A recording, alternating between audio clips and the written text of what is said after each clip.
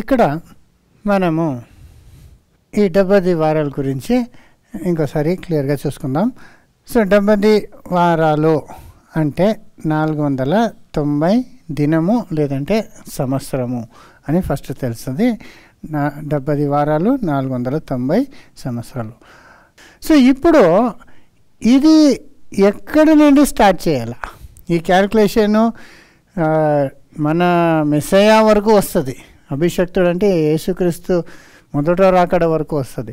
అయితే ఈ 490 సంవత్సరము ఎప్పటి నుండి మొదలు పెట్టాలా, మరి అక్కడున్న వేరే డీటెయిల్స్ ఏమి అని మనము ఇప్పుడు తెలుసుకుందాం. సో దీన్ని అదే దానియేలు 9వ అధ్యాయంలో 25వ వచనంలో మనము చూడొచ్చు.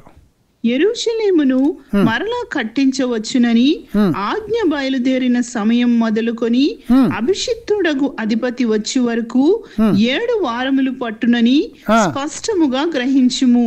చూసాడు, ఇక్కడ ఒక పాయింట్ మనకి క్లియర్గా చెప్తున్నారు. ఎక్కడి నుండి 490 మనము స్టార్టింగ్ పాయింట్ స్టార్ట్ చేసుకోవాలా అనేప్పుడు ఏం చెప్తారు ఇక్కడ? యెరూషలేమును మరలా కట్టించవచ్చునని ఆజ్ఞ బయలుదేరిన సమయం మొదలుకొని యెరూషలేమును మరలా కట్టించవచ్చు అని ఆజ్ఞ బయలుదేరిన సమయము మొదలుకొని. సో ఒక ఆజ్ఞ ఎలా? ఇప్పుడు నేను మీకు అప్పుడే చెప్పినట్లు వీళ్ళందరూ ఎక్కడున్నారు? ఇజ్రాయెల్ జనాలందరూ బబిలోన్లో ఉన్నారు. బబిలోన్లో అక్కడ అన్యుల మధ్యలో ఒక ప్రిజనర్స్గా ఉన్నారు. వీళ్ళు మరలా పోయి యెరూషలేంని మరలా కట్టొచ్చని ఒక డిగ్రీ ఇవ్వబడాల. అప్పటి నుండి మెస్సయా కాలం వరకు 70 వారాలు కౌంట్ అవుతుంది కదా, దానియేలుకి చెప్తున్నారు. ఇప్పుడు ఆ డిగ్రీ ఎప్పుడు ఇచ్చారు? ఇచ్చిన తర్వాత మళ్ళీ నెక్స్ట్ వేరే వేరే మనకి బైఫర్కేషన్స్ అక్కడ ల్యాండ్ మార్క్స్ మనకి ఇస్తారు. సో ఫస్ట్ ఆ డిగ్రీ ఎప్పుడు ఇచ్చారు అనినప్పుడు సోదర సోదరి, ఇది ఎజ్రా పుస్తకంలో రాయబడి ఉంది. ఎజ్రా కాలంలో ఈ డిగ్రీని 3 ఇస్తారు. యాక్చువల్లీ ఫస్ట్ సైరస్ ఇస్తాడు, మీకు తెలుసు కదా. సైరసే చాలా ప్రాముఖ్యమైన పర్షియన్ రాజా, అతను ఇస్తాడు. తర్వాత డేరియస్ ఇస్తారు, అంటే మేదియలు రాజు అయిన డేరియస్ ఒక డిగ్రీ ఇస్తారు. తర్వాత మూడవదిగా ఆర్థాసెక్సస్ I అనే అతను డిగ్రీ ఇస్తాడు. సో ఈ 3 డిగ్రీ వేరే వేరే కాలంలో ఇస్తారు. అయితే ఫైనల్గా ఇవ్వబడిన డిగ్రీ ద్వారానే ఇది యాక్చువల్గా కౌంట్ తీసుకోవాలి మనం. ఎందుకంటే ఈ సైరస్ డిగ్రీ ఇచ్చారు, అయితే అప్పుడు వీళ్ళు ఇజ్రాయెల్ వాపస్ రాలేదు. అతనేమో డిగ్రీ ఇచ్చారు, అయితే అది ఎఫెక్టివ్ అవ్వలేదు. అదేలాగా డేరియస్ ఇచ్చిన తర్వాత కూడా అది ఇంప్లిమెంట్ అవ్వలేదు. ఎలాగంటే ఇప్పుడు ఎన్నో డిగ్రీలు ఇస్తారు కదా, ఏమని ఇప్పుడు పాత వెహికల్స్ని సిటీస్లో యూజ్ చేయకూడదు అని చెప్తారు. అయితే ఎవరు ఎన్ఫోర్స్ చేయరు. బెంగళూరులో కూడా ఎంతకాలం నుండి చెప్తున్నారు, అయితే ఎన్ఫోర్స్ అవ్వలేదు. అయితే ఒక కాలం వచ్చిన తర్వాత దాన్ని డిగ్రీని స్ట్రాంగ్గా ఇచ్చి మరి దాన్ని ఎన్ఫోర్స్ చేసే ప్రారంభిస్తారు కదా, అక్కడి నుండి మనము దాన్నే తీసుకోవాలి కదా. అలాగే ఇక్కడ సైరస్ ముందు డేట్లు ఇచ్చారు. అదే ఎజ్రా పుస్తకంలో మీరు ఫుల్గా స్టడీ చేస్తే ఫస్ట్ సైరస్ ఇచ్చింది ఉంది, డేరియస్ ఇచ్చింది ఉంది, ఆర్థాసెక్సస్ ఇచ్చింది ఉంది. అయితే డేరియస్ సైరస్ ఇచ్చినప్పుడు అప్పుడు ఇజ్రాయేలు బయలుదేరి రాలేదు. అయితే ఆర్థాసెక్సస్ అనే అతను ఆ డిగ్రీ ఇచ్చేది మాత్రం కాదు, మీరు పోయి ఆ వేర్ హౌస్లో మీ ఆలయంకి సంబంధించిన ఆ పాత్రలు ఆ ఒక వస్తువులు ఏదేది ఉందో మీరు అదంతా కూడా మీరు తీసుకొని పోండి. మరి మీకు ఏమి అనుకూలము కావాలంటే నేను దాన్ని చేసిస్తాను, మీకు ఒక ప్రొటెక్షన్ కావాలంటే నేను ఇస్తాను అని చెప్పి ఎజ్రాని పిలిచి అతను ఎజ్రాని నియమించి అతని దగ్గర ఈ డిగ్రీని ఇచ్చేది మనము ఎజ్రాలో చూడొచ్చు. సో అక్కడ 7వ అధ్యాయంలో 11 నుండి 21 వరకు చదివినప్పుడు మాకు క్లియర్గా తెలుస్తుంది ఈ ఆర్థాసెక్సస్ చెప్పిన మాటలు. 11 నుండి 7వ అధ్యాయం చూసుకుందాం. యెహోవా ఆజ్ఞల వాక్యములయందును ఆయన ఇశ్రాయేలీయులకు విధించిన కట్టడలయందును శాస్త్రియు యాజకుడునైన ఎజ్రాకు రాజైన అర్తహషస్త ఇచ్చిన తాకీతు నకలు. చూసారా, తాకీతు నకలు అంటున్నారు. సో ఎజ్రాకి అర్తహషస్త ఇచ్చిన ఆ ఒక కాపీ అంటున్నారు. చూసారా, this is the copy of the letter that King Artaxerxes gave to Ezra the priest and the scribe అంటున్నారు. చూసారా, అతను ఏమి చెప్పి ఇస్తాడనేదంతా కింద ఇయ్యబడింది. దాన్ని అలాగే చదువుకొని వస్తే మీరు 21వ వచనంలో ఆ డిక్రీ గురించి పర్టికులర్గా మెన్షన్ చేస్తారు. చూడండి. మరియు రాజునైన అర్తహషస్త అను నేనే నది అవతలనున్న ఖజానాదారులైన మీకు ఇచ్చు ఆజ్ఞ ఏదనగా. ఆజ్ఞ చూసారా, నేను అర్తహషస్త ఇచ్చే ఆజ్ఞ అంటారు. టు మేక్ ఏ డిక్రీ అంటున్నారు. ఐ అర్తహషస్త the king do make a decree to all the treasurers beyond the river. చూసారా, ఇలాగే ఇది మీరు కింద చదువుకొని వస్తే అధ్యాయం ఫుల్గా ఆ డిక్రీ ఏమని, వాళ్ళు ఎలాగా ఆ ఒక వస్తువులంతా తీసుకొని పోయి మరలా వాళ్ళు ఆ ఆలయంని ఆ దేశంని కట్టొచ్చు అనేదంతా అక్కడ ఇవ్వబడింది. సో ఆ ఒక డేట్ని అందరూ స్కాలర్స్ అందరూ కరెక్ట్ అయిన ఆ ప్రారంభము స్టార్టింగ్ పాయింట్ ఈ 490 రోజు అంటే సంవత్సరము మెస్సయాకి కౌంట్ డౌను ఆ ఎజ్రాకు అర్తహషస్త అనే ఆ రాజు ఇచ్చిన ఆ డిక్రీ డేట్ నుండి స్టార్ట్ చేయాలి. ఆ డేట్ మనకి ఎలా తెలుస్తుందంటే అప్పటికి హిస్టరీలో మనకి చాలా హిస్టోరియన్స్ మనకి ఆ డేట్ ఎప్పుడు అయింది అనేది ఇచ్చున్నారు. దాంట్లో ముఖ్యంగా ఎస్డ్రాస్ అనే బుక్లో ఉన్నది. మరి జోసెఫస్ అనే చాలా ప్రాముఖ్యమైన హిస్టోరియన్, ఇది 1st century హిస్టోరియన్. అతను రాసేప్పుడు దాన్ని 457 BCలో అది ప్రారంభమైంది అంటారు. సో ఎప్పుడండి మనము స్టార్టింగ్ 490 తీసుకోవాలంటే అది 457 BC అంటే క్రీస్తుకి పూర్వము. సో ఆ ఒక స్టార్టింగ్ పాయింటే మనం తీసుకోవాలి. అక్కడి నుండి ఇప్పుడు 490 సంవత్సరాలు వరకు మనకి ఇక్కడిచ్చిన ప్రొఫెసీ చూసారా. సో ప్రవచనములో 70 వారాలంటే 70 సంవత్సరాలు. సో అది ఎప్పుడు స్టార్టింగ్ అంటే 457 క్రీస్తుపూర్వం నుండి స్టార్ట్ అయ్యి మనం 490 సంవత్సరాలు ఎక్కడికి వస్తుంది మనము చూసుకోవాలా సోదర సోదరి. సో మీరు ఈ బీసీలో ఉండేది మీరు మైనస్ చేయాలి. ఇప్పుడు మనం ఏడీలో ఉన్నాం కదా. సో ఏడీ అంటే అన్నో డొమిని రోమన్లో ఒక కొత్త క్యాలెండర్ మనకి స్టార్ట్ చేసి ఇప్పుడు ఆ ఏడీ క్యాలిక్యులేషన్ 1 2 300 200 1000 ఇప్పుడు 2025లో మనము వచ్చి ఉన్నాము సంవత్సరంలో. సో ఏడీ అనేది ఎప్పుడంటే యేసు పుట్టిన ఆ ఒక సంవత్సరంలో కొత్త క్యాలెండర్ స్టార్ట్ చేస్తారు. సో దానికి తర్వాత వచ్చింది ఏడీ అన్నో డొమిని అంటారు. బీసీ అంటే బిఫోర్ క్రైస్ట్, యేసుకు ముందున్నది కాలము 1 year బిఫోర్ 2 years అలాగే ఎక్కువ అవుతున్నప్పుడు మన వెనకాలకు పోతూ ఉంటాం. సో 457 బీసీ అంటే ఇప్పుడు మనము ఏడీ దాటుకొని వచ్చాం కాబట్టి ఇప్పుడు టోటల్గా 490 years ఎప్పటికి రీచ్ అవుతుంది అనేది మనము తెలుసుకోవాలి కదా. 490 years ఆర్ 70 weeks కదా. సో ఎంతవరకు అంటే 490లో 457 మైనస్ చేస్తే మనకి ఏడీ 33 వస్తుంది.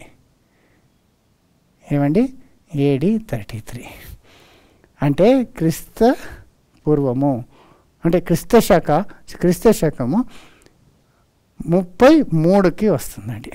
చూసారా, అంటే మన యేసు ప్రభు కాలంకి ఆయన సిలువలో వేయబడిన ఆ ఒక వారంకి మనం వచ్చేసాం. చూసారా, ఎప్పుడు AD 33లో. సో దానియేలుకి చెప్పినది ఎప్పుడు చూసారా, ఆ తర్వాత అది ఆజ్ఞ ఇచ్చింది అర్తసక్సెస్ 457 నుండి. కొందరు దీన్ని వేరేలాగా తీసుకుంటారు, బైబుల్ స్టూడెంట్స్ ఇంకా కొంచెము లేటర్గా తీసుకుంటారు. సో దానివల్ల కొన్ని సంవత్సరాలు తేడా రావచ్చు. అయితే most of the Bible historians 457 ఆ అర్తసక్సెస్ ఆ డిగ్రీని ఇచ్చింది అని డిటర్మైన్ అయినారు. సో అక్కడి నుండి మనం తీసుకున్నప్పుడు AD 33 వరకు మనకు వస్తుంది. మరి AD 33కి వచ్చేకముందు మరి ఇంకా కొంచెము డివిజన్స్ చేసుకున్నారు. ఈ 70 వారాల్లో యాక్చువల్గా 3 భాగాలు చేస్తారు కదా. అది మనము ఇక్కడ 9వ అధ్యాయంలో 25లో మనం ఇంకోసారి చదువుకొని తెలుసుకోవచ్చు.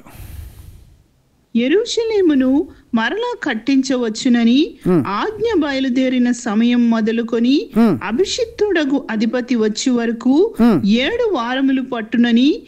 ఏమండి, ఫస్ట్ 7 వారాలు అని ఒక మార్క్ ఇచ్చారు. సో దాన్ని మనం ఫస్ట్ ఇక్కడ వేసుకుందాం. సో 7 వారాలు 7 వీక్స్. సో 7 వీక్స్ అంటే ఎంత? 49 దినాలు. సో 49 దినాలు అంటే ఒక దినంకి ఒక సంవత్సరం తీసుకుంటే 49 సంవత్సరం వచ్చింది. సో 7 వారాలు అని చెప్పారు. నెక్స్ట్, యెరూషలేమును మరలా కట్టించవచ్చునని ఆజ్ఞ బయలుదేరిన సమయం మొదలుకొని అభిషిక్తుడగు అధిపతి వచ్చే వరకు 7 వారములు పట్టునని స్పష్టముగా గ్రహించుము.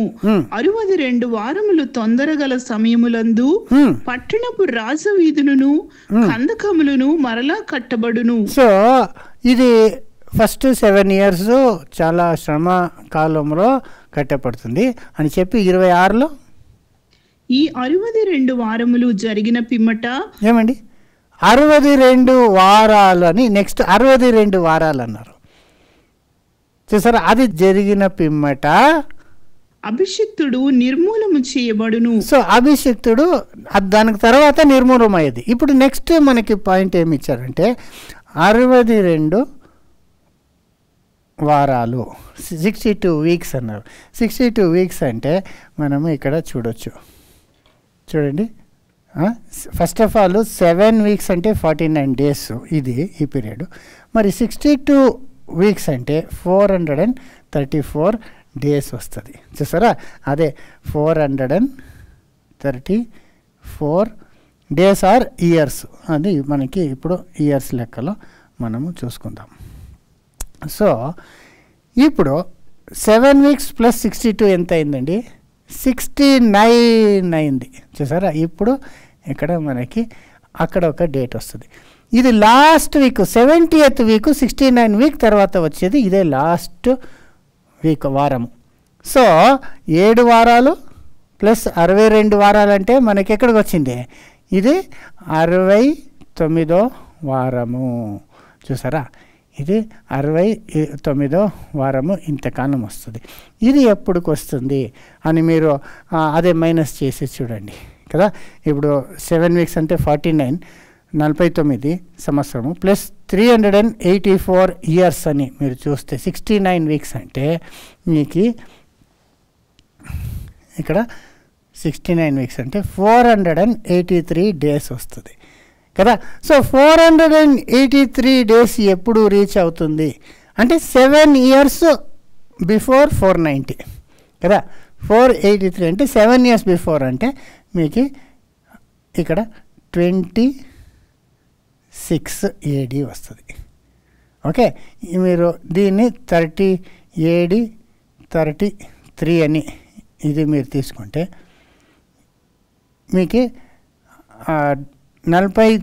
69వ వారము 26 వీక్స్కి 26 ADకి వస్తుంది. సో ఇక్కడ చూడండి ఏమి ఇది డిఫరెన్సెస్ కదా. తర్వాత 26 తర్వాత చూడండి 33 వరకు 1 వీక్ ఉంటుంది. ఇదే ఒక కడపటి వారము, ఇదే కడపటి వారము చూసారా. దానికి ముందు 69 వారములు, ఇక్కడి వరకు 69 వారాలు కదా. దానికి ముందు మీరు చూస్తే ఇది 7 వీక్ అంటే 49 వారాలు.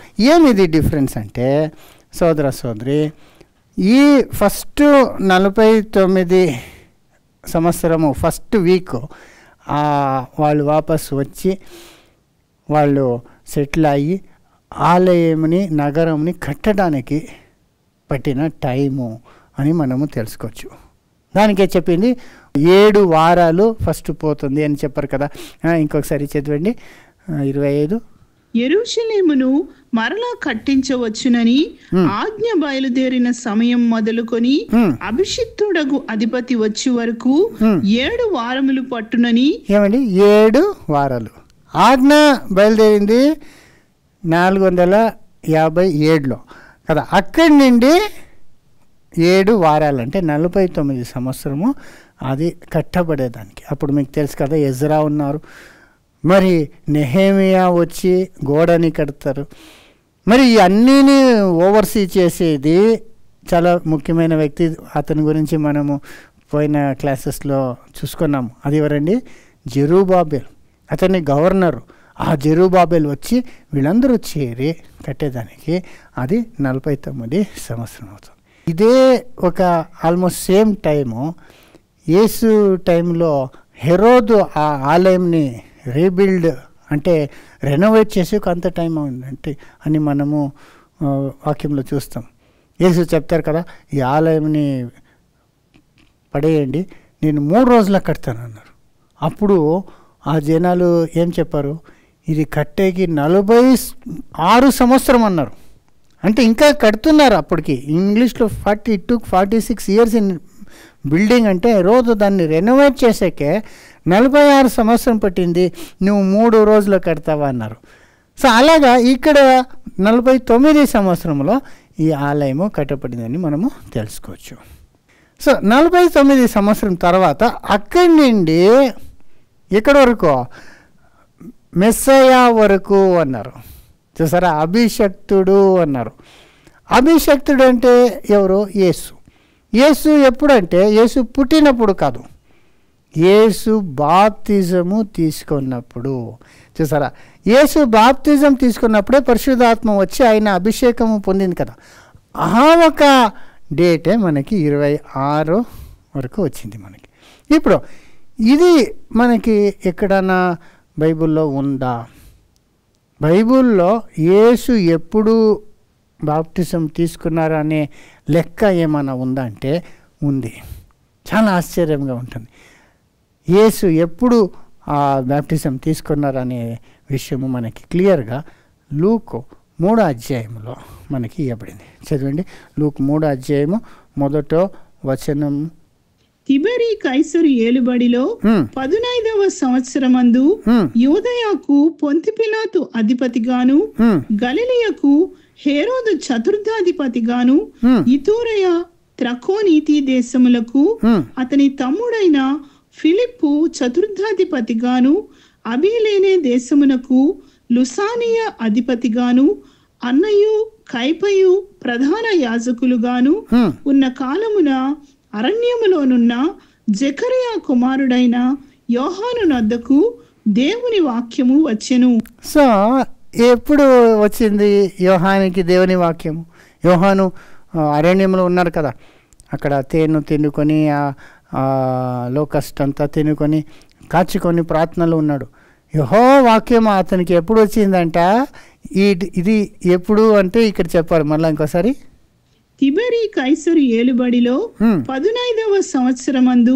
ఏమండి? తిబెరియు కైసరు ఏలుబడిలో 15వ సంవత్సరమందు, in the 15th year of the reign of Tiberius అన్నారు. Tiberius Caesar. అప్పుడు అతని 15వ సంవత్సరంలో ఉండినప్పుడు అన్నారు.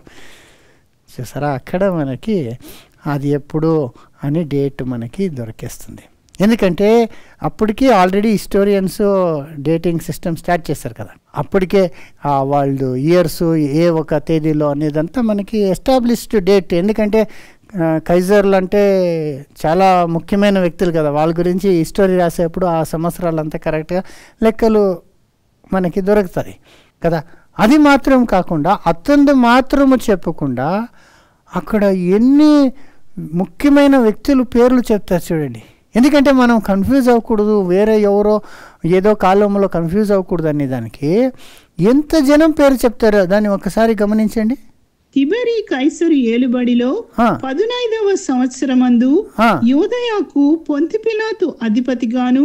ఏమండి, టైబేరు కైజర్గా ఉన్న 15వ సంవత్సరం అన్నారు.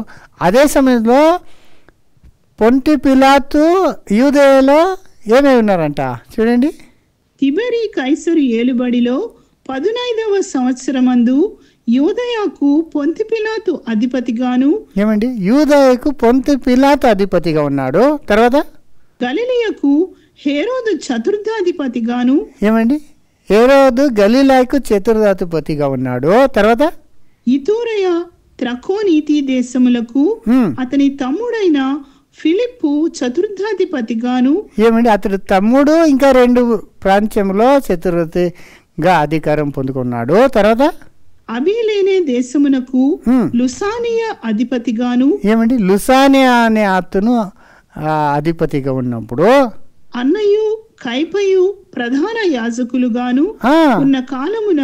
ఏమండి, అన్నయ్యు కైఫరు ప్రధాన ఆశ్చర్యులుగా ఉన్న కాలమున వాక్యము యెహోవా వాక్యము ఎవరికి వచ్చింది? యోహానికి. అంటే యోహాను మినిస్ట్రీ స్టార్టింగ్ డేట్ చెప్పేప్పుడు మనకి ఇన్ని ప్రూఫ్లు ఇస్తున్నారు. ఆలోచించి ఇది ఎలాగుందంటే చెప్పేకి ఎప్పుడు జరిగిందప్ప అంటే, ఇప్పుడు మన టైం చెప్పాలంటే మోదీ 2వ టర్మ్లో 1వ సంవత్సరంలో ప్రైమ్ మినిస్టర్గా ఉండినప్పుడు, అదే సమయంలో ఆంధ్రప్రదేశ్లో చంద్రబాబు వాళ్ళు చీఫ్ మినిస్టర్గా ఉండేప్పుడు, తెలంగాణలో ఇంకా ఒకరు చీఫ్ మినిస్టర్గా ఉండేప్పుడు, మరి కర్ణాటకలో సిద్ధరామయ్య వాళ్ళు చీఫ్ మినిస్టర్గా ఉన్నప్పుడు, అది మాత్రం కాకుండా ఒక కాన్స్టిట్యుయెన్సీలో ఎమ్మెల్యేగా ఒకరు ఉన్నప్పుడు, ఆ కాన్స్టిట్యుయెన్సీలో కౌన్సిలర్గా ఎవరు ఉన్నారు, మరి అక్కడ ఉన్న అధికారులు వాళ్ళు లోకల్ లీడర్స్ వరకు చెప్పారంటే అది ఎవరు కన్ఫ్యూజ్ అయ్యేలాగా లేదు. ఎంత పర్టికులర్గా అన్ని పేర్లు ఇచ్చారు చూడండి. ఇదంతా మనం జనరల్గా చదువుకొని పోతే మనకి ఎందుకు ఈ పేర్లంతా, ఆయన ఇక్కడ అధిపతి అంట, ఈయన అక్కడ అధిపతి అంట, ఎన్నో సంవత్సరంలో ఉన్నప్పుడు అంటే మనకి జనరల్గా చదివితే అది ఏమీ ప్రయోజనం లేకుండా ఉన్నట్లు ఉంటుంది. అయితే డీప్గా మనం స్టడీ చేసేప్పుడు ఈ డేట్స్ మనకి అర్థం అవ్వాలా అంటే ఎస్టాబ్లిష్ చేసే కొరకు మనకి ఇది ఎంత ముఖ్యంగా ఉందండి. ఎందుకంటే ఆ 15th ఇయర్ అంటే టైబెరు రాజు 15వ సంవత్సరం ఎప్పుడు అని మనం తెలుసుకుంటే మనకి యేసు ప్రభు బాప్టిజం గురించి తెలుసుకోవచ్చు. ఎందుకంటే అదే అధ్యాయంలో యోహాను ఆ మినిస్ట్రీ స్టార్ట్ చేసి జనాలందరికీ బాప్టిజం ఇచ్చే టైంలోనే యేసు ప్రభు కూడా అతని దగ్గర పోయి బాప్టిజం తీసుకుంటారు. అప్పుడు బాప్టిజం తీసుకున్నప్పుడు ఆయనకి పరిశుద్ధాత్మతో అభిషేకం అయ్యేది. అప్పుడే ఆయన అభిషక్తుడయ్యేది. చూసారా, ధాన్యాలంతా అభిషక్తుడు అని చెప్పారు కదా. అదే మనకి 3వ అధ్యాయము 21-22 చూడొచ్చు. ప్రజలందరూ బాప్తిస్మం పొందినప్పుడు యేసు కూడా బాప్తిస్మం పొంది ప్రార్థన చేయుచుండగా ఆకాశము తెరవబడి పరిశుద్ధాత్మ శరీరాకారముతో పావురము వలె ఆయన మీదికి దిగి వచ్చెను. అప్పుడు నీవు నా ప్రియ కుమారుడవు, నీ యందు నేను ఆనందించుచున్నానని ఒక శబ్దము ఆకాశము నుండి వచ్చెను. చూసారా, అప్పుడు యేసు ప్రభుకి ఎంత సంవత్సరం అంతా ఎన్ని వయస్సు అని కూడా ఇచ్చారు చూడండి.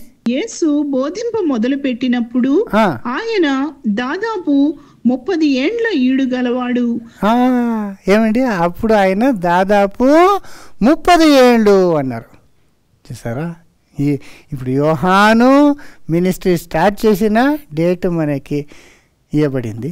అక్కడి నుండి అప్పుడు యేసు ప్రభు అతని దగ్గర బాప్టిజం తీసుకొని యేసు తన మినిస్ట్రీని కూడా ప్రారంభించారు. అప్పుడు యేసుకి 30 సంవత్సరం అన్నప్పుడు సోదర సోదరి క్లియర్గా ఇది టైబెరియస్ ఏలుతున్నది 15th ఇయర్ 15వ సంవత్సరం అన్నప్పుడు అక్కడ మనకి 2 విషయాలు తెలుసుకోవాలి మనం.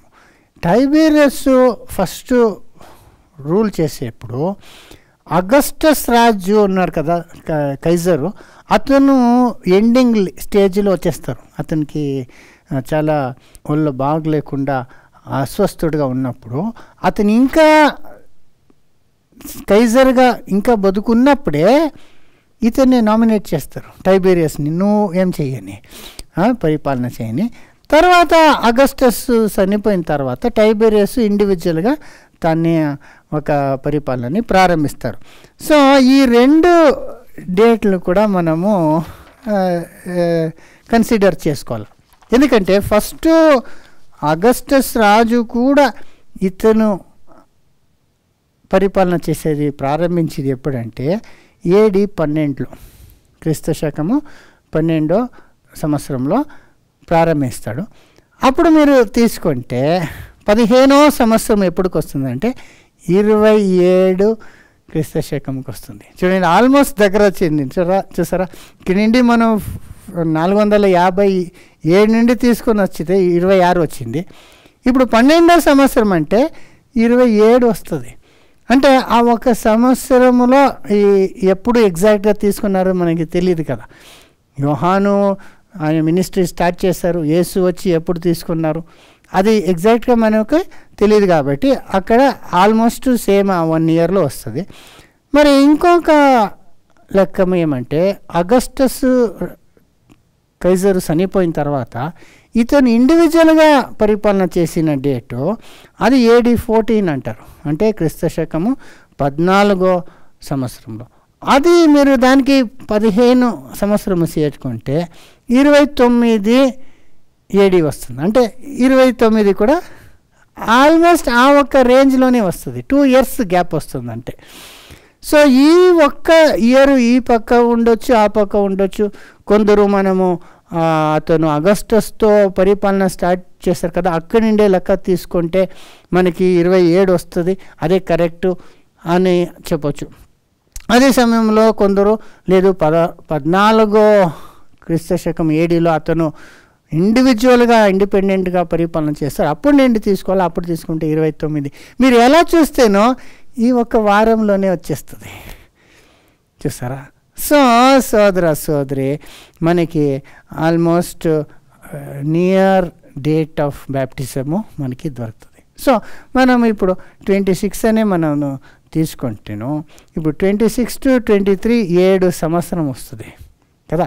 అక్కడ మనకి ఒక విషయము ఇవ్వబడింది ఏమంటే, ఆ ఒక్క వారము అభిషక్తుడు తాను అభిషేకము పొందిన తర్వాత నిబంధనముని ఒక్క వారము స్థిరపరుస్తాడు అని ఉంది కదా. ఏమది నిబంధన? యేసు ఆ శిష్యులతో కొత్త నిబంధన చేసుకున్నారు కదా. ఆ ఒక రొట్టె తీసి వాళ్ళకి ఇచ్చారు, తర్వాత ద్రాక్షరసం తీసి నా రక్తముతో చేసుకునే కొత్త నిబంధన ఒక రక్తము అని చెప్పారు కదా. ఆయన మరణముతో ఆ నిబంధన చేసుకున్నారు కదా. సో బాప్తిజం నుండి తనని సంపూర్ణంగా ఆ నిబంధన చేయట కొరకు సమర్పించారు. ప్రతిరోజు ఆయన బాప్తిజం నుండి శిలువ మరణం వరకు ఆయన ఆ ఒక కార్యంలో ఉన్నారు కదా. తర్వాత ఆయన శిలువలో మరణించిన తర్వాత కూడా ఆయన ఆ నిబంధనని స్థిరపరిచారు. ఎలాగంటే ఆయన మరణించి పునరుత్థానమై పరలోకం పోయిన తర్వాత కూడా 3.5 సంవత్సరం వరకు 70 వారాలు ఎండ్ అవ్వలేదు. అంటే 70 వారాలు ముగించే వరకు 33 వరకు ఆ సువార్త అనేది ఇజ్రాయెల్లో ఉన్న యూదులకి మాత్రమే ఇవ్వబడింది. యేసు చెప్పారు కదా, నేను ఇజ్రాయెల్ కొరకే నేను పంపబడాను, వాళ్ళ శిష్యులకు ఇజ్రాయెల్ వదిలేసి మీరు వేరే పోవద్దని చెప్పారు. మీరు వేరే సాక్షులు ఇవ్వాలంటేనే అక్కడ కూడా వేరే యూదులు వేరే అన్నీ చెదిరిపోయారు కదా, వాళ్ళ మధ్యలో వాళ్ళు చేసుకుని ఉంటారు. అయితే 3.5 సంవత్సరము తర్వాత సువార్త అనేది అన్యులకి ఓపెన్ అయింది. అంటే కొర్నేలియస్ ఇంటికి పేతురు వెళ్ళటము, అప్పుడు ఆ అన్యులు కన్వర్ట్ అవటము, మరి పౌలు కన్వర్ట్ అయ్యి అన్యులకి పోవటము, ఇదంతా జరిగింది తర్వాత. సో అదే అక్కడ దానిలో మనం ఏం చూసామో, ఏమండి, ఒక్క వారము అతను నిబంధనని స్థిరపరిచి వారము మధ్యములో ఏమీ లేకుండా సంహారం అవుతాడు. అదే చదవండి ఇంకోసారి దానియేలులో. ఈ 62 వారములు జరిగిన పిమ్మట ఏమీయూ లేకుండా అభిషిక్తుడు నిర్మూలము చేయబడును. ఏమంటే 62 అంటే 67 ఫస్టే చెప్పారు, అంటే 69 తర్వాత ఏమీ లేకుండా ఆయన చేయబడును అని చెప్పేశారు. అంటే ఆయన వధింపబడును, అంటే ఆయన క్రూసిఫై సిలువలో వేయబడతారు. అది ఎప్పుడని నెక్స్ట్ వచనంలో ఉంది. అతడు ఒక వారము వరకు అనేకులకు నిబంధనను స్థిరపరచును. అదే నేను చెప్పింది, ఒక్క వారము వరకు నిబంధన స్థిరపరిచారంటే యేసు బాప్తిసము తీసుకున్నప్పటి నుండి యేసు మరణించి లేచి తర్వాత 3.5 సంవత్సర ముగించే వరకు ఆయన ఏం చేస్తారు, ఆ ఒక నిబంధనని స్థిరపరిచారు. అర్ధవారమునకు బలిని నైవేద్యమును నిలిపివేయును. అర్ధవారంలో బలిని నైవేద్యంని నిలిపివేయము అంటే ఈ అర్ధవారం తీసుకుంటే ఎక్కడికి వస్తుంది కదా, ఆల్మోస్ట్ 29.5 అంటే 30 AD అనుకోండి, AD 30కి చూసారా. అప్పుడు యేసు సిలువలో మరణించారు. యేసు ఎప్పుడు సిలువలో ఆయన జీవంని ఇచ్చేశారో అప్పుడు బలి నైవేద్యం ఏమైపోయింది, నిర్మూలం అయిపోయింది కదా. అదే ఇక్కడ చెప్పబడింది. యేసు వచ్చే వరకు ఈ బలిలంతా నీడగా దేవుడు అంగీకరించాడు కదా. ఇదంతా ఒక ఛాయలాగా ఉండింది. అయితే నిజ స్వరూపము ఎవరో యేసునే, తన కుమారుడినే ఆయన పంపించేశారు. తన కుమారుడు రక్తమే మమ్మల్ని విమోచించ శక్తి కలిగినది. ఎందుకంటే ఈ ఎద్దులు గోరీలు కదా, ఈ పశువులు ఒక రక్తము పాపముని ఖచ్చితంగా తీసేయలేదు. అయితే ఒక నీడలో అదంతా ఒక రాబోయే క్రీస్తుకి అది ఒక మాదిరిగా పెట్టారు. ఒక దాన్ని ఒక స్కూల్ మాస్టర్గా ఉపాధ్యాయుడిగా ఇదంతా యేసు ఒక బలికి ఒక నీడగా ఉండింది. అయితే ఎప్పుడైతే యేసు సిలువలో దేవునికి సంపూర్ణమైన ఒక యాగముగా సమర్పించేశారో అప్పుడు ఈ వేరే బలిలంతా స్టాప్ అయిపోయింది. ఇంకా దానికి ఏమీ ఎఫెక్ట్ లేదు కదా. నిజమైనది వచ్చే వరకు ఇదంతా ఛాయ రీతిలో ఇజ్రాయేలు బలీలు ఇచ్చేవాళ్ళు, ప్రతి సంవత్సరం ఇచ్చేవాళ్ళు, అన్నిటికీ బలీలు ఇచ్చేవాళ్ళు.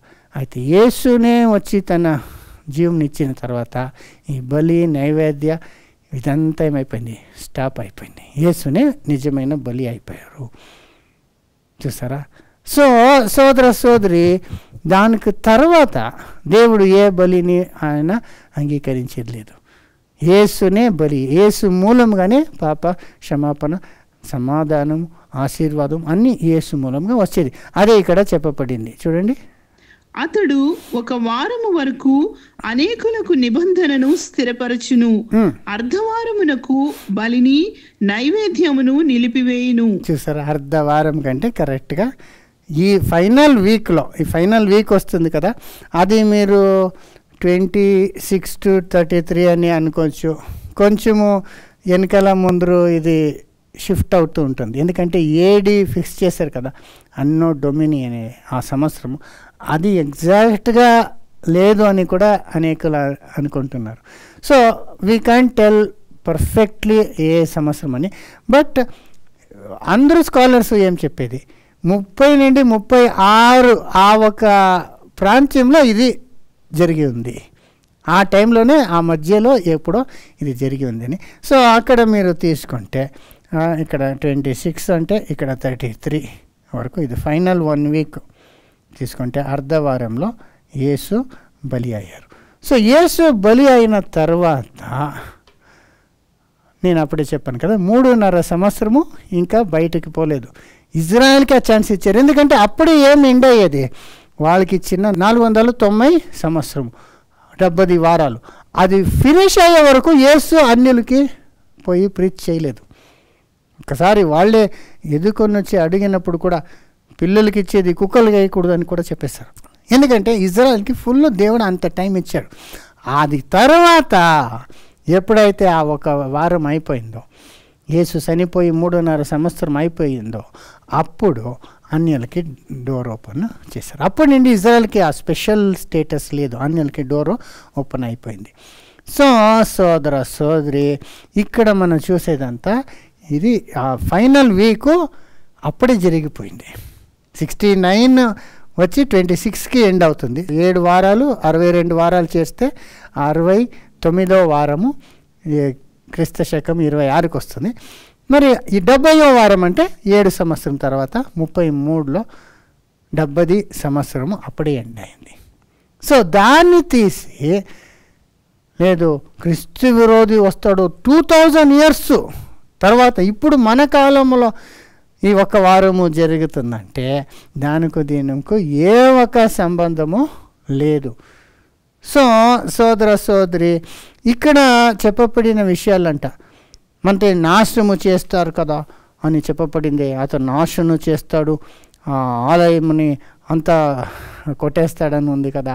అంటే ఇది కూడా మెస్సయ్యనే చేయవలసిన కార్యంగా ఉంది. ఎందుకంటే చూడండి, మెస్సయ్య ఇజ్రాయేలు నాశనం అవుతుందని చెప్పారు కదా, ఎంత క్లియర్గా యెరూషలేమే యెరూషలేమే, నేను కోడి తన గుంచిని కాపాడేలాగా నిన్ను రక్షించాలని చూస్తే నీకు ఆ సమయము తెలియదు, దానివల్ల నీ ఇల్లు పాడైపోయిందని చెప్పారు కదా. దానివల్ల చెప్పిన మాటలాగానే కంప్లీట్ ప్రొఫెసైజ్ చేసేస్తారు నాశనం అయిపోతుందని. మరి ఆలయం గురించి కూడా చెప్పారు కదా, ఆలయంలో ఒక్క రాయి పైన ఇంకొక రాయి ఉండకుండా ఆలయము కొట్టేయబడుతుందని కూడా యేసు చెప్పారు కదా. అదే అభిషక్తుడు వచ్చి ఆయన బలిని ఇచ్చారు. అయితేను యూదులు దాన్ని ఆయనని అంగీకరించలేదు. యూదులు ఎప్పుడైతే ఆయనని అంగీకరించకపోయి మరలా ఆ పశువుల్ని యాగముగా ఆలయంలో ఇచ్చేకి వచ్చారో అది దేవునికి హేయమైన కార్యమైంది. నాశము చేసే హేయ వస్తువు ఉంది కదా. అంటే ఇప్పుడు ఎలాగంటే అంతవరకు ఈ పశువుల్ని ఇస్తే దేవుడు యాక్సెప్ట్ చేసుకున్నారు. అయితే తన కుమారుని ఇచ్చిన తర్వాత నిజమైన ఫైనల్ జీసస్ని ఆయన పంపించి ఇచ్చిన తర్వాత ఆయనని వీళ్ళు యాక్సెప్ట్ చేయకుండా మరలా ఈ పశువులు యాగాలు ఇస్తానంటే దేవునికి ఎలాగ ఉంటుంది? చాలా అసహ్యంగా ఉంటుంది కదా, హేయంగా ఉంటుంది కదా. ఎందుకంటే ఆ కాలం అయిపోయింది. నేడలు కాలంలో ఆబేల్ నుండి బలిలంతా తీసుకొని వచ్చారో దేవుడు తీసుకున్నారు. అయితే ఎప్పుడైతే దాని టైం అయిపోయిందో దానికి తర్వాత దేవుడు దాన్ని తీసుకోలేదు. ఎలాగంటే స్టార్టింగ్లో కొన్ని కరెన్సీస్ అంతా మనం యూజ్ చేసాము. అయితే గవర్నమెంట్ ఈ కరెన్సీస్ అంతా బ్యాన్ చేశారండి. ఆ బ్యాన్ చేసి ఒక టైం ఇచ్చారు. ఆ బ్యాన్ చేసిన టైం అయిపోయిన తర్వాత ఎవరైనా ఆ కరెన్సీ పోయి ఇస్తే ఏమంటారు? జనాలకి కోపం వస్తుంది కదా. ఇది చెల్లని ఒక నోట్ని నువ్వు ఇస్తున్నావే, that is equal to counterfeit. అంటే అది ఆ ఒక డబ్బు కోటా నోట్ కింద వచ్చేస్తుంది కదా. ఇప్పుడు బ్యాన్ అయిన నోట్స్ ఎంత ఉంటే ఎవరికి మనం ఇవ్వలేము, దాన్ని ఇచ్చేదే తప్పు అయిపోతుంది. అలాగా యేసు తన జీవముని పరిశుద్ధమైన ఆయన శరీరంని ఒక బలిగా దేవునికి ఇచ్చిన తర్వాత దేవుడు దాన్ని యాక్సెప్ట్ చేశారు. దానికి ఒక ప్రూఫ్గా ఆలయంలో ఉన్న ఆ తెర కూడా ఏమైపోయింది? చినిగిపోయింది. ఇదంతా అయిన తర్వాత వాళ్ళు మళ్ళా వేరే ఒక కర్టన్ వేసి మళ్ళా మనము దేవునికి పశువుల్ని యాగంగా ఇస్తామంటే దేవునికి ఖచ్చితంగా అది చాలా హేయమైన కార్యంగా ఉంటుంది. దానికి దేవుడు ఏం చేశాడు? ఆ ఆలయంని కొట్టేశాడు. ఆలయం మాత్రం కాదు, ఆ నగరంని, ఆ జనాల్ని అందరి నాశనం చేశారు. ఇది ఇలా అవుతుందని యేసు కూడా తెలుసు. యేసుని చెప్పి ఉంటాయి కదా, ఆ రాబోయే ఒక ప్రభు ఒక ప్రజలు ఆ దేశంని నాశనం చేస్తారన్నారు కదా. అది ఎవరు ఆ ప్రభు అంటే? యేసునే, మెస్సయ్యనే. ఆయన ఈ నాశనంని తీసుకొచ్చారు. చూడండి, అది 9:26 నుండి. ఈ 62 వారములు జరిగిన పిమ్మట ఏమీయూ లేకుండా అభిషిక్తుడు నిర్మూలము చేయబడును. ఉమ్, వచ్చునట్టి రాజు యొక్క ప్రజలు ఉమ్, పవిత్ర పట్టణమును పరిశుద్ధ ఆలయమును నశింపచేయుదురు. వారి అంతము హఠాత్తుగా వచ్చును, ఉమ్. మరియు యుద్ధకాలాంతము వరకు నాశనము జరుగునని నిర్ణయింపబడెను. రాజు యొక్క ప్రజలు వచ్చి సంపూర్ణ అంత్యం చేసేస్తారు, యుద్ధం ఒక జలప్రళయం లాగా ఉంటుంది అన్నారు కదా. అంటే యేసు ఈ పని చేస్తారా? నాశనం చేస్తారా? యేసు అంటే సమాధానం తీసుకొచ్చే ప్రభు, ఆశీర్వాదం తీసుకొచ్చారు అని కదా మనం చెప్పేది. అయితే మనం ఒక విషయం తెలుసుకోవాలి, యేసులో రెండు సైడ్ ఉందండి. ఒకటి నీతి, దేవుని నీతి న్యాయమని చేసే ఒక పక్కము, ఇంకోటి దేవుని దగ్గర క్షమాపణ కృపని కోరుకునేలాగా చేసే ఇంకొక పక్క ఉంది. దేవుని నీతి న్యాయాల్ని ఆయనే ఇంప్లిమెంట్ చేయాలా కదా, అంటే తీర్పు చేయాలా ఆయన. ఇంకొక సైడ్ వచ్చి ఆయన కృప తీసుకురావాలి. అది ఎప్పుడైతే యేసుని అంగీకరించకపోయారో, దేవుడు ఇచ్చిన ఆ టైము అయిన తర్వాత కూడా వాళ్ళు దేవుని వైపు తిరగలేదో, దేవుడు ఏం చేశాడు? ఆ యేసునే వాళ్ళని నాశనంకి తీసుకొచ్చారు. దీని గురించి యేసు అలా చేస్తారా? యేసు సమాధానం ప్రభు కదా అన్నప్పుడు యేసుని ఏం చెప్పారండి? చూడండి ఎంత క్లియర్గా మనకి మత్తయి 10:34 చెప్పి ఉన్నారు చూడండి. నేను భూమి మీదికి సమాధానమును పంపవచ్చితినని తలంచకుడి, ఖడ్గమునే గాని సమాధానమును పంపుటకు నేను రాలేదు. ఏమండి, నేను సమాధానం తెచ్చేకొచ్చానని నువ్వు అనుకోవద్దు. సమాధానం కాదు, ఖడ్గము అన్నారు. అంటే స్వాడ్ అంటే నాశనము తీసుకొచ్చి, అంటే ఫస్ట్ దేవుని తీర్పు రావాల, పాపుల మీద దేవుని కోపము రావాల, ఇజ్రాయెల్ మీద దేవుడు చెప్పిన ఆ తీర్పు రోజు రావాల కదా. అదే యేసు ప్రభు ముందుగా చెప్పారు. ఆయనకు తెలుసు వీడి జనాలు పోతారని. దానికి ఏం చెప్పారు? వాళ్ళు నాశనం గురించి ముందుగానే చెప్పేశారు కదా యేసు కదా. ఇక్కడ లూకులో చెప్తారు చూడండి, లూకు 21:24.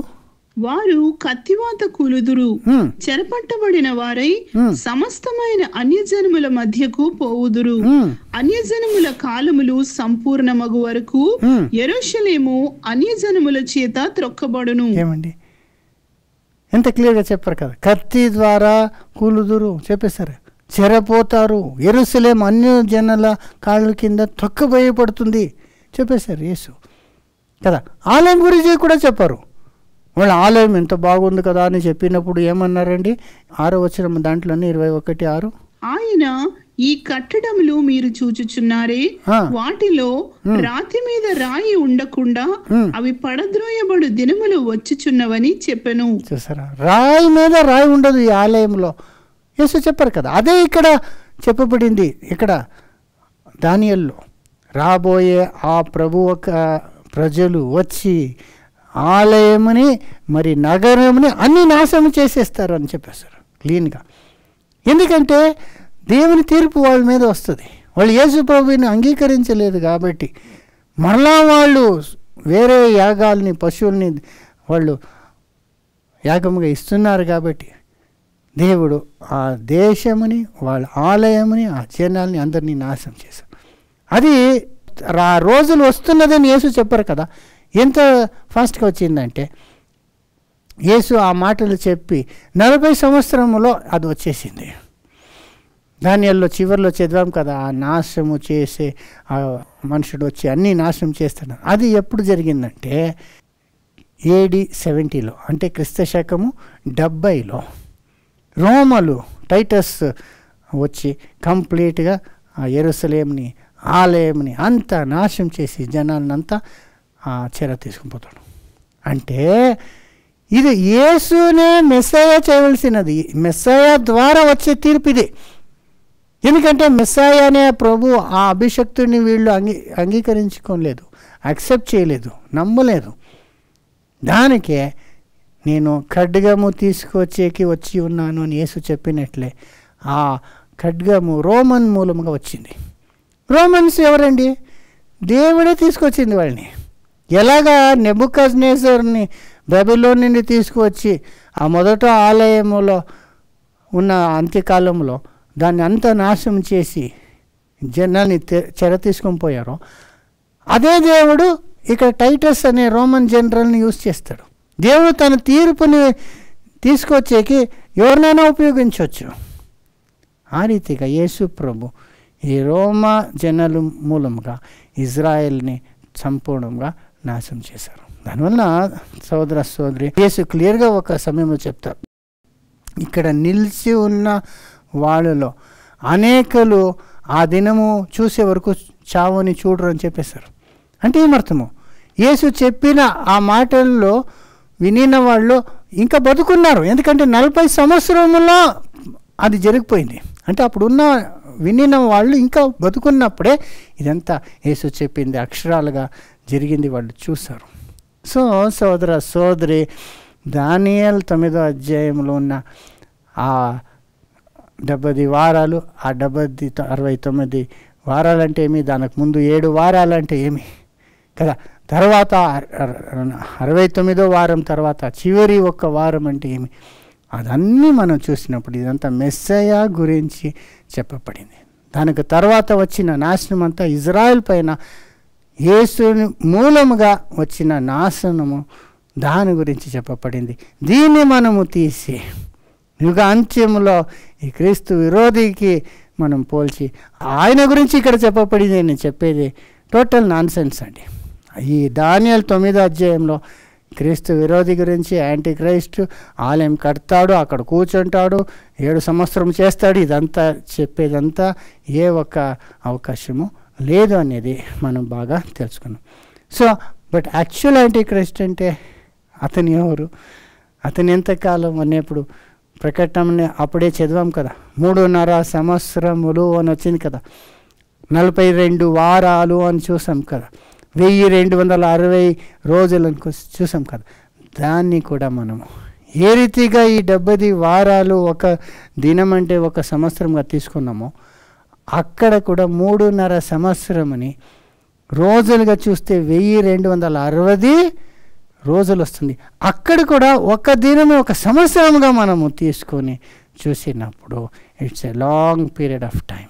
ఈ క్రీస్తు విరోధి ఆలయంలో కట్టి దాన్ని కూర్చుంటారంటే, ఆలయం అనేప్పుడు మీరే దేవుని ఆలయం అని పౌలు చెప్పి ఉన్నారు. సంఘములో దేవుడిలాగా వచ్చి కూర్చొని అన్నీ మార్చేస్తాడు, దుర్బోధనలు తీసుకొస్తాడు, దేవుడు చెప్పిన ఆజ్ఞలకి విరోధముగా జనాల్ని వ్యభిచారము చేసేలాగా చేస్తాడు. ఇదంతా ఎవరని మనం చూస్తే ఆ కాలంలో ఉన్న ప్రొటెస్టెంట్ లీడర్స్, మార్టిన్ లూథర్ అప్పుడే చెప్పేశారండి, ఇది ఎవరంటే పోపసి, ఆ రోమన్ క్యాథలిక్ ఒక సెటప్పే క్రీస్తు విరోధి. వాళ్ళే దేవునికి విరోధంగా విగ్రహారాధన తీసుకొచ్చారు, మేరీ ఆరాధన తీసుకొచ్చారు, ఉన్న నిజమైన సత్యమంతా తీసేసి అబద్ధమని జనాలకి నేర్పిస్తున్నాడు. దానివల్ల Pope is the anti Christ అని అప్పుడే చెప్పేశారు అతను. అయితే సోదర సోదరి, దానికి తర్వాత వచ్చిన కాలంలో సైతాను ఆ ఒక ఆలోచనని తీసేసి యాంటీ క్రైస్ట్ అంటే మరొక వ్యక్తి, ఇంకొకడు వస్తాడు, అరబ్ లీడర్గా ఉండొచ్చు, వేరే ఒక లీడర్ వస్తాడు, ఒక వ్యక్తి సింగులర్ వ్యక్తి గురించి చెప్పి కాన్సన్ట్రేట్ చేసి అతను 7 సంవత్సరము పరిపాలన చేస్తారు, యెరూషలేంలో ఆలయం కట్టి అక్కడ కూర్చుంటాడు.